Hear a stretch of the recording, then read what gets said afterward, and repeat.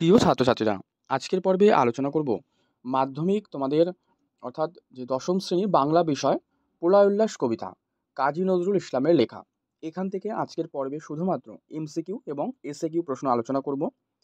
তো যে প্রশ্নগুলো আজকে আলোচনা করছি এগুলো গুরুত্বপূর্ণ, কারণ এই যে প্রশ্নগুলো বিগত বছরের বিভিন্ন পরীক্ষায় কিন্তু তোমাদের এসেছে। তো শুধুমাত্র সেই প্রশ্নগুলোকেই আজকের এই পর্বে তোমরা কিন্তু দেখতে পাবে, যে এমসিকিউ এবং এসএকিউ প্রশ্ন। তো কোন কোন প্রশ্নগুলো আলোচনা করছি তোমরা অবশ্যই মনোযোগ সহকারে দেখো। এবং আরেকটা গুরুত্বপূর্ণ তথ্য তোমাদের এখানে দিই, যে এই যে পিডিএফ তোমরা কিন্তু পেয়ে যাবে এই সম্পূর্ণ প্রশ্ন উত্তরে। তো কিভাবে পাবে ডিটেলস আলোচনা করে দেবো, এবং সম্পূর্ণ ফ্রিতেই পেয়ে যাবে পিডিএফ। তো ভিডিওটা দেখতে থাকো, তোমরা এর মধ্যেই উত্তরগুলো কিন্তু সমস্ত পেয়ে যাবে।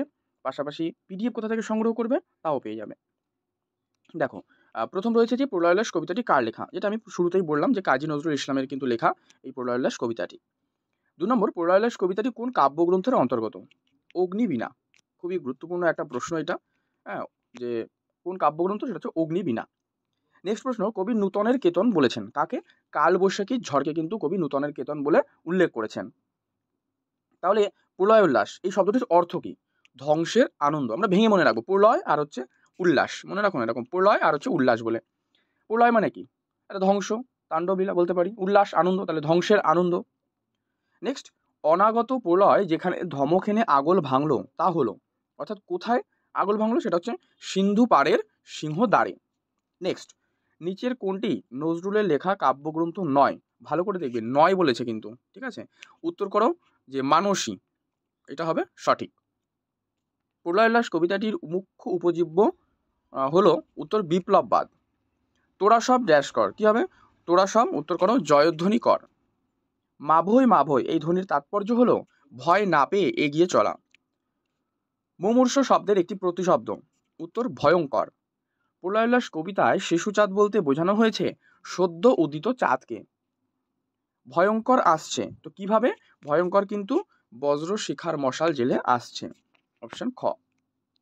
ঝামর, এই ঝামর শব্দের অর্থ হলো কৃষ্ণ বর্ণ। আর কৃপান কথার অর্থ বা শব্দের অর্থ ছোড়া। সপ্ত মহাসিন্ধু দোলে কপোল তলে, এই যে কপোল শব্দের অর্থ কিন্তু গাল, ঠিক আছে। নেক্সট, উল্কাছুটায় নীলখিলানে, নীলখিলান বলতে বোঝানো হয়েছে এখানে আকাশকে। প্রলয় উল্লাস কবিতায় রথঘর ঘর, এটা ঘ হবে, ঠিক আছে। বানানটা তোমরা একবার এখানে ঠিক করে নিও। ঘ, ঘয় রেপ র। রথ ঘরঘর বলতে কি বোঝানো হয়েছে? যে রথের চাকায় ঘর্ষণের যে শব্দ, তাকে রথ ঘরঘর বলা হয়েছে।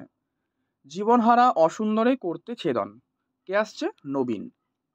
তোরা সব জয়ধ্বনি কর, যার জয়ধ্বনি করতে হবে তিনি হলেন প্রলয়ঙ্কর শিব। সুন্দর যার বেশে আসছে, সুন্দর কার বেশে আসছে বা কোন ছদ্মবেশে? সেটা কাল ভয়ঙ্করের রূপ নিয়ে আসছে।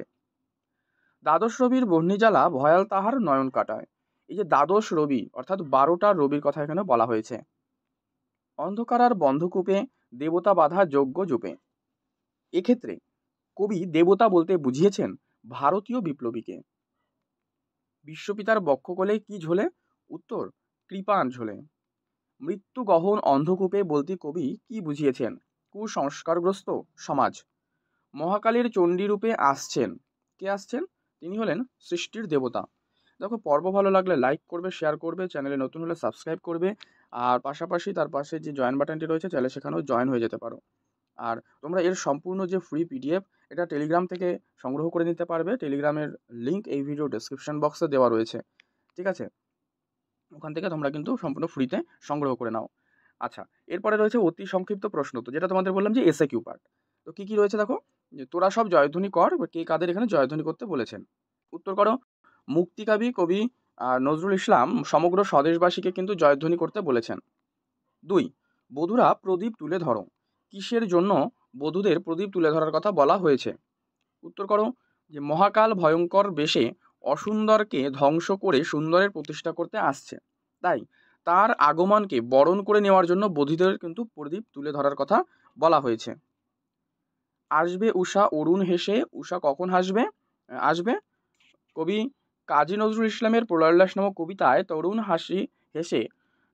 হেসে উষা আসবে মহানিশার শেষে তথা মহারাত্রির পর। বজ্রশিখার মশাল জেলে আসছে ভয়ঙ্কর। তো উদ্ধৃতাংশটিতে কবি ভয়ঙ্কর অভিধায় কাকে নির্দেশ করতে চেয়েছেন? দেখো, এই উদ্ধৃতাংশটিতে কবি অনাগত সুদিন তথা নতুন মহাকালের বেশে পুরাতনকে কিন্তু ধ্বংস করতে যেভাবে আসছে তাকেই এখানে ভয়ঙ্কর অভিধায় অভিহিত করতে চেয়েছেন। সিন্ধুপাড়ের সিংহদ্বারে ধমক এনে ভাঙল আগুন। এই উদ্ধৃতাংশে সিন্ধুপাড়ের সিংহদ্বার বলতে কি বোঝানো হয়েছে? যে দেশবাসীকে সমুদ্রপাড়ের ইংরেজ রাজশক্তির রাজপ্রাসাদের অবরুদ্ধ দরজাকে নির্দেশ করতে চেয়েছেন। সর্বনাশী জ্বালামুখী ধূমকেতু তার চামর ডুলায়। এই ধূমকেতু আর চামর শব্দের অর্থ দেখো, যে ধূমকেতু এই শব্দটা দিয়ে সৌরজগতে যে জ্যোতির্ময় পদার্থ বিশেষকে কিন্তু বোঝানো হয়েছে, এবং চামর শব্দ দিয়ে চমড়ি গরুর যে পুচ্ছ, ঠিক আছে, সেই পুচ্ছ নির্মিত ব্যজন বা পাখাকে নির্দেশ করা হয়েছে। দ্বাদশ রবির বহ্নি জ্বালায় ভয়াল তাহার নয়ন কটায়। এই যে লাইনটা বললাম, এখানে যে দ্বাদশ রবির কথা বলা হয়েছে তাদের নাম, এটা অবশ্যই ভালো করে দেখবে। দ্বাদশ রবি কি কি? যে বিবস্বান, অর্জমা, পূষা, তষ্টা, সবিতা, ভগ, ধাতা, বিধাতা, বরুণ, মিত্র, শত্রু, উরুক্কম, নামধারী সূর্য। ঠিক আছে, এই হচ্ছে দ্বাদশ রবি। খুরের দাপট তারায় লেগে উল্কা ছুটায় নীল খিলানে। তাহলে এখানে উল্কা বলতে কি বোঝানো হয়েছে? উল্কা শব্দটি ব্যবহার করেছেন মহাকালের যুদ্ধদত স্বরূপের তীব্রতা বোঝানোর জন্য। বিজ্ঞানের ভাষায় উল্কা বলতে বোঝায় কি? আকাশের বুকে ভ্রাম্যমান যে অগ্নিপিণ্ড, যার মাঝে মধ্যে আবার ভূপৃষ্ঠে পতনও ঘটে।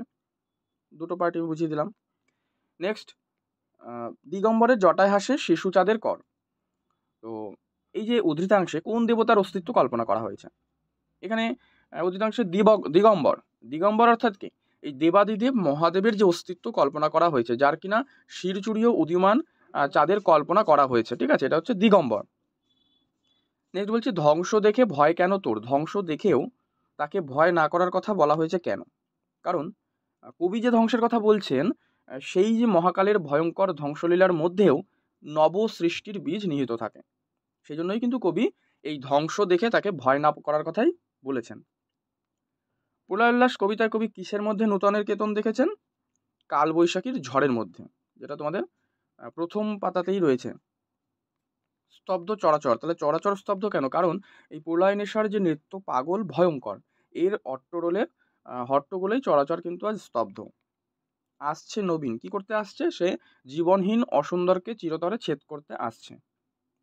নেক্সট, রক্তমাখা কৃপান কোথায় ঝোলে? উত্তর করো, বিদ্রোহী কবি কাজী নজরুল ইসলামের প্রলয় উল্লাস নামক কবিতায় রক্তমাখা কৃপান বিশ্বপাতার বক্ষ কোলে দোলে।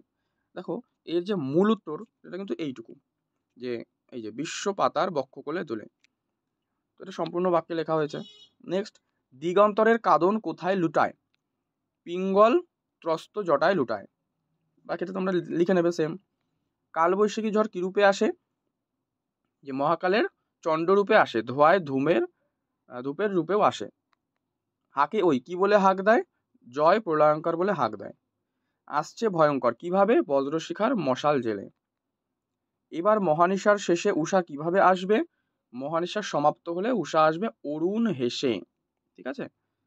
দিগম্বরের জটায় কি হাসে? দিগম্বরের জটায় শিশু চাঁদের কর, মানে সদ্য উদিত চাঁদের কিরণ, যেটা এমসিকিউ প্রশ্নেও কিন্তু দিয়েছি।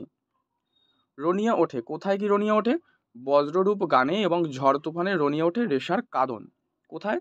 ঝড় তুফানে। ঠিক আছে, বজ্ররূপ গানে এবং ঝড় তুফানে। তো কিভাবে কি রনিয়া ওঠে? সেটা হচ্ছে রেশার কাঁদন। সে চিরসুন্দর, কেন তাকে চিরসুন্দর বলা হয়েছে? কারণ সে ভাঙে আর গড়ে, এই জন্যই সে চিরসুন্দর। এবার ওই আসে সুন্দর, কোন বেশে সুন্দর আসছেন? এটা হচ্ছে কাল ভয়ঙ্করের বেশে সুন্দর আসছেন।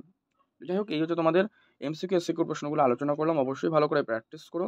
ভালো লাগলে লাইক করবে, শেয়ার করবে তোমার বন্ধুদের মধ্যে। চ্যানেলে নতুন হলে অবশ্যই কিন্তু চ্যানেলটি সাবস্ক্রাইব করে পাশের বেল বাটনটি অল করে রেখো।